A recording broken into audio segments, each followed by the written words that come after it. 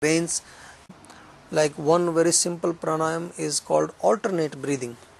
In this process, you breathe from the left nostril, like you can fold these two fingers with the thumb, close the right nose, breathe in from the left, then hold the breath as long as you can,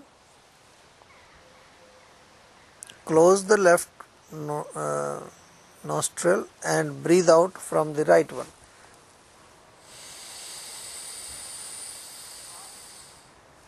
Then breathe in from the right,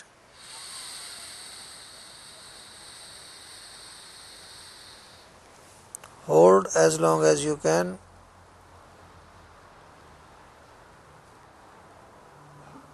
breathe out from the left. Empty out everything. Again, so this is one cycle. So you can continue, you can do it 5-6 times. This is called alternate breathing. Breathing has a very close relation with mind. So very often when people are very stressed out or they have some mental things going on, we suggest them some breathing techniques, some type of pranayam along with Ayurvedic medicine, along with Ayurvedic massage. We also suggest them some pranayama, some exercise, some yoga. Ayurveda means the knowledge of body, mind and soul. The word Ayurveda itself is made up of two words, Ayus and Veda. Veda means knowledge, Ayus means combination of body, mind, senses and soul. So it is nothing to do with the Ayurvedic doctor. You can understand your body, you can understand your mind, you can understand your soul, you can understand your senses. Basically this is where Ayurveda starts. Also 50% of Ayurveda is all about daily routine, when you should sleep, when you should wake up, what time you should eat, how many times you should eat, what type of foods to be eaten in the winters, what type of foods should be taken in the summer, in the autumn, all the seasonal regimen, how you should relate with people at the work, how many hours you should work, when you should take a break, how you should breathe, everything is mentioned in Ayurveda. So for this part you don't necessarily need an expert Ayurvedic doctor. Anybody can study these things and follow. You can do a everyday oil massage, you can do a head massage, you can do some kind of breathing exercise, you can do some kind of yoga postures. These are all simple things which you can do at your home by yourself by learning from some teacher, of course. Or you can sometimes read in the book like what are the foods that contradict each other. You can say, okay, sweet and sour taste should not be mixed. So this then you don't mix milk with orange juice, for example. So this is, in Poland you can also understand this. But if there is a serious problem, if there is a disease which is chronic, then yes, of course you need to see an Ayurvedic doctor. But even in a chronic disease, if you understand little bit about the root cause of the disease, if you somehow can find out maybe it is Vata or Pitta or Kapha, at least you can follow a diet that will not make your disease worse. So this is how Ayurveda can also help the sick people even without an Ayurvedic doctor. In Ayurveda, as I mentioned, at the physical level we consider there are three energies in the body which are Vata, Pitta and Kapha. It's not very complicated to understand them. Vata means is the moving force in the body. All the movements in the body are controlled by Vata. Now how to understand it? Understand by the qualities of Vata.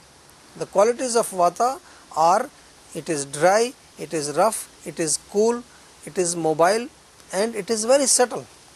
So what is the principle? All those things which increase Vata, means all those foods and lifestyles who are similar in qualities to Vata will increase Vata. All those foods which are opposite, they will decrease Vata. Very simple, like if you eat cold food, cold drinks, cold juice, so it will increase Vata because Vata is cool. If you eat dry things, it will increase Vata. So how to decrease? Do something opposite. Take something opposite, maybe some oily food or food which is not dry, lubricated. For Pitta, Pitta is that energy in the body which is responsible for digestion, for metabolism. The qualities of Pitta: Pitta is hot, it is acidic, it is little sharp and oily in nature. So all those foods which are oily, acidic and hot will increase Pitta, and opposite means something which is opposite, like more watery. Kapha: Kapha is that energy which brings everything together, joining force in the body. Kapha is cold, it is solid, it is very stable, it is sweet in taste, it is sticky in nature. So all those foods which are similar to these qualities, they will increase Kapha, like yogurt, cheese, and those which are opposite, they will decrease the Kapha, means anything which is warming, like maybe some ginger tea, spices, cumin, coriander tea, or anything which is light, like soups, clear soup. So that is how in Ayurveda we try to understand these three doshas and also balance them. Main thing to understand, what are these qualities? Vata is responsible for movement, Pitta is responsible for metabolism, Kapha is responsible for keeping things together. Similarly, when we try to increase them or decrease them, we must understand their qualities. This is the main principle of balancing Vata, Pitta and Kapha. Exercise is a very important part of Ayurvedic treatment. In Ayurveda, exercise is suggested according to the person's constitution. Like if the person is more Kapha type, they can do strong exercise, they can do running, jogging, aerobics and that kind of thing. Pitta people can do medium type of exercise, not much running and jumping, and because they have already too much heat. Maybe some type of walking, brisk walk will be nice.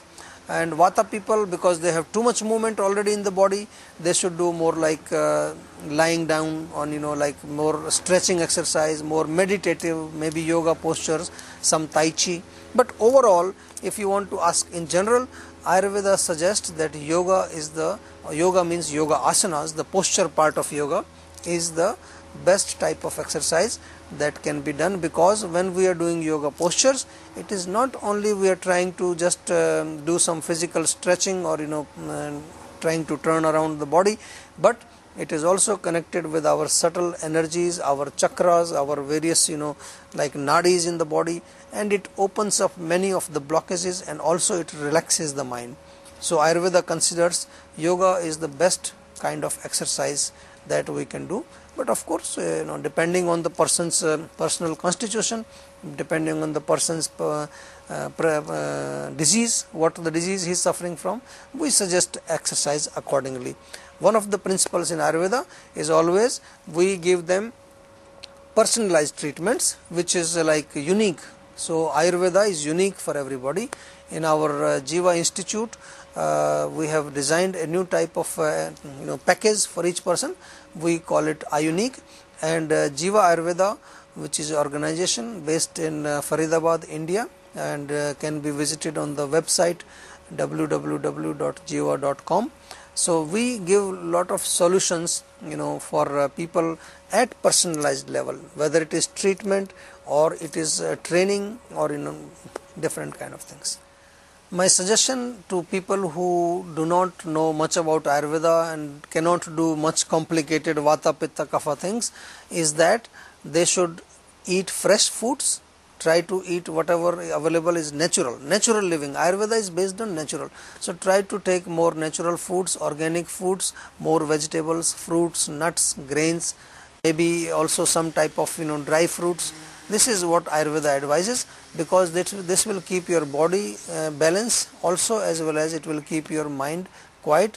Stay away from unnatural things, artificial things. Try to have a regular routine, means sleeping time, eating time, means regulated. Try to go to bed early, wake up early, don't stay awake till late in the night. So if you don't know anything about Ayurveda, if you just follow these simple things, that will also help you and will give you a feeling to maybe go more deeper into Ayurveda.